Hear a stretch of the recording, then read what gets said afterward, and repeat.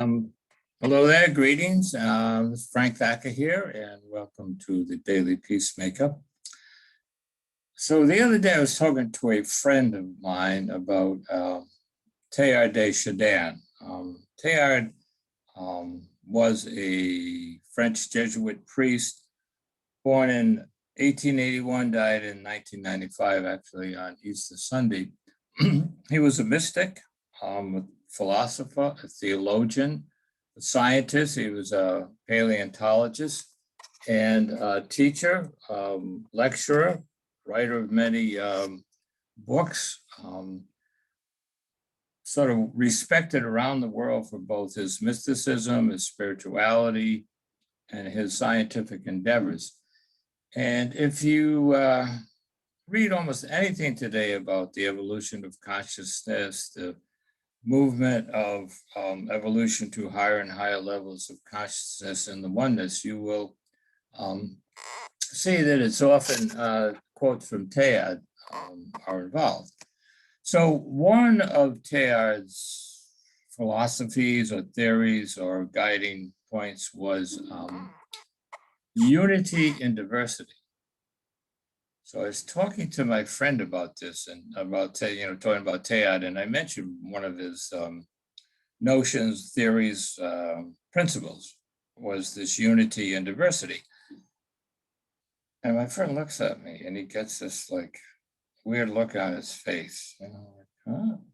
And I say, what's the matter? And oh, nothing. Isn't that a riot how people do that when you say something, they get this look on their face, and you ask them, what's going on? What's the matter? Oh, and they say, oh, nothing.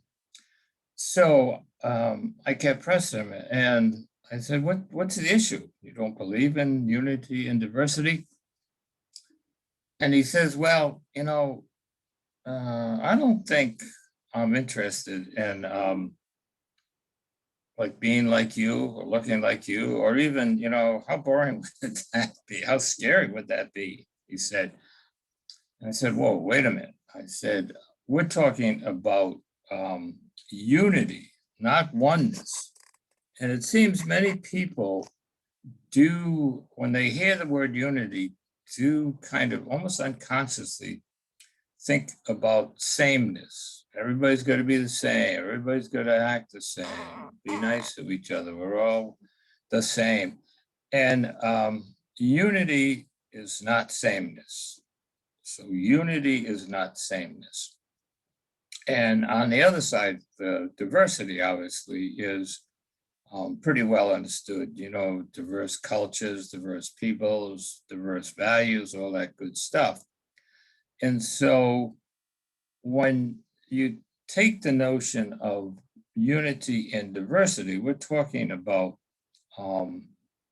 diverse people, groups coming together to form a team. Probably that's a good example of a team. If you take, let's say, a basketball team. So you have a group of people that are different heights, different colors, different values, different basketball skills. And if they work together as one, as a team, if the team is able to use your skill when it's needed in this particular situation, maybe you're a good 3-point shooter or whatever, the more the diverse units of that team can come together to achieve the goal, which in most cases in sports is winning the game, the better off they're going to be. And you hear this all the time in sports, especially where someone gets traded to the team and they have to fit into the culture of the team and that. So the notion of unity and diversity is to be able to take diverse elements and create a unified whole. And then that begins to switch over to what's the goal. If you're going to get a bunch of diverse, let's stick with people, a bunch of people that have diverse goals, not so much goals, but skills and values and energy and that, and put them together to create a unity. That's what this is about. The thing with diversity is even though it's not divisiveness per se, it can lead to that. And you see that a lot in our culture where diverse people have come together to form a unit, a unity, an organization that works the way they want it to work, where they put their skills and values and energy together to create this force, this unit. And what happens often in our culture is this unit finds itself in opposition to this unit. So they're both diverse units and they haven't figured out how to work together. So this begins to get very complex because when you strip it all down, if this unit and that unit don't have a common goal, then they're always going to be fighting about this is the best way to do that. And they'll be saying this is the best way to do that. So unity and diversity works. And I think we are in the process as humans trying to work this out, how diverse groups can come together on a more and more widespread level to form this value on here that I call it, and we call it here, a culture of peace. People may call it nirvana. People may call it, Teilhard would call it the omega point. It's some vague notion I think we all have, whether we're conscious of it or not, is we're striving for the creation of a space or an earth where all humans are honored and respected for their inherent worth, where each of us is able to share our gifts and talents to make things better for everybody. Not equal, but better, but sort of on basically the same level. So it gets very complex, obviously. And, at the same time, where we see a lot of groups, diverse groups, that are also fighting against each other because my group is better than your group. At the same time, there are many, many, many, many, many groups that sort of are diverse in terms of what their main focus is, but they are also have a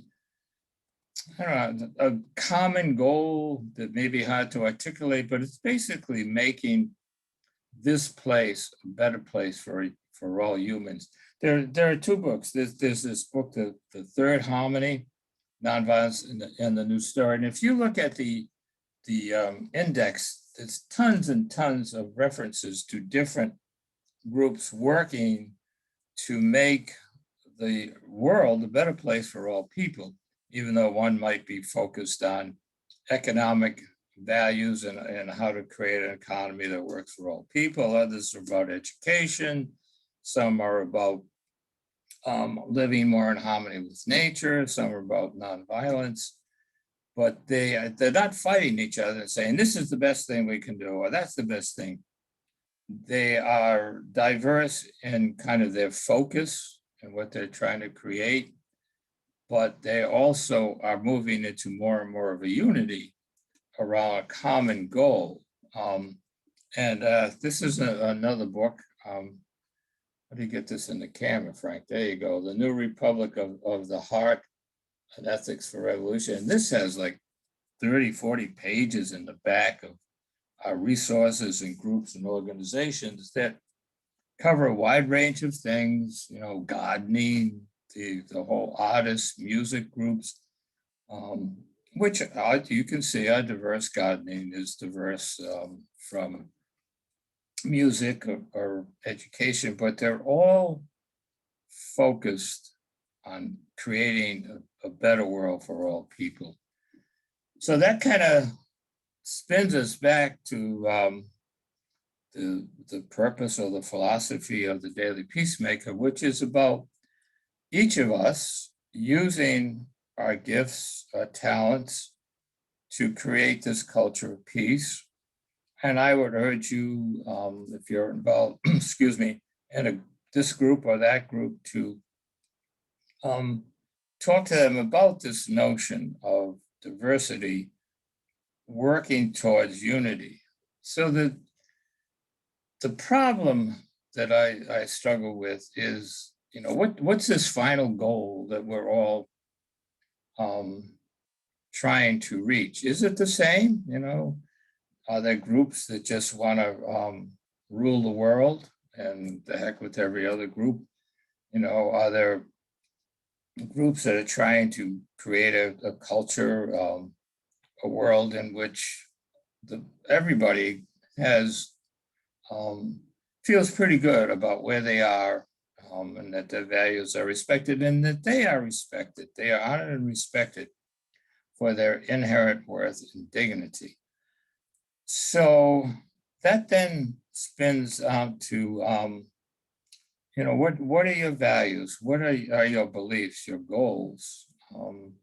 I'm often called idealistic, unrealistic, because people will say you're living in a dream cloud. You're never going to be able to create a world or a culture in which everybody is respected and honored for their basic worth. And I don't believe that. I believe that is possible. I hope we can achieve it. I cannot prove to you that we can. So I urge you to examine what is your real values, your heart's desire. I think most people in their hearts of hearts like this sense of connectedness, a world where we're all connected in some way. And when we meet someone, when we're not like on defensive and wondering, what are they up to? How are they going to use me? But more like really connected in a loving, supportive way. And I do believe that can happen. And if you can experience it with someone, then why can't you experience with everyone? It's in your heart that's probably what you're seeking, and that you have the gifts and abilities to do that. If you're standing in a checkout line at the grocery market and just start talking to the person in front of you or behind you, regardless of their color. You don't know what their beliefs are. You might know what their color are. You don't know what their culture is and all that stuff, but just start talking to them, and you've got to be sensitive, because in some cultures, it's an invasion of a person's property, or not property, but boundaries to talk to them. So it's there's a lot going on, a lot to learn. Our goal here is just to inspire and support you on your journey and your desire to make the place a better world for all. So I kind of rambled on a bit here, but that notion of unity and diversity, probably one of the best examples of that is, if you can picture a mosaic, sort of intricate, complex mosaic that has many cultures and many pieces to it, and see how when all those pieces, the shapes, the colors, are put together, what a beautiful creation that can be. And if you take out a couple of those pieces, it's just something you look at and say, there's something wrong with that. It's missing. And the thing is, you could be missing in this whole culture of creating a culture of peace. So your piece is as important as anybody else's. So think about that, reflect on it, and move forward in creating this great mosaic that we here call it a culture of peace. Other people may call it something else. So with that being said, and I know this is a complex issue, and there's a lot of ins and outs to it. So thanks for listening. As always, great to be with you. If you have any thoughts, questions, insights, we always appreciate those. Just check us out at the dailypeacemaker.com. There's a place there where you can call us and emails. And so blessings as we continue on this journey to creating a culture of peace. Always good to be with you. And as I've been trying to do when I remember, the memory, I came upstairs earlier to get a calendar, and I brought something up and I had to put it somewhere. And I'm halfway down the stairs and I realized, I forgot the calendar. So I had to go back up. So it's easy to forget things. I even forget where I was coming from with that. But so as always, I try to end with a little saying, prayer, blessing from different cultures. So this is from Black Elk. It's pretty simple, but it's a great one to remember. It's just basically, as you walk upon the sacred earth, treat each step as a prayer. Imagine if we did that. That would be like unbelievable. But try to do it, And again, good to be with you. Hope all is well, and you take care. Peace to all. Amen.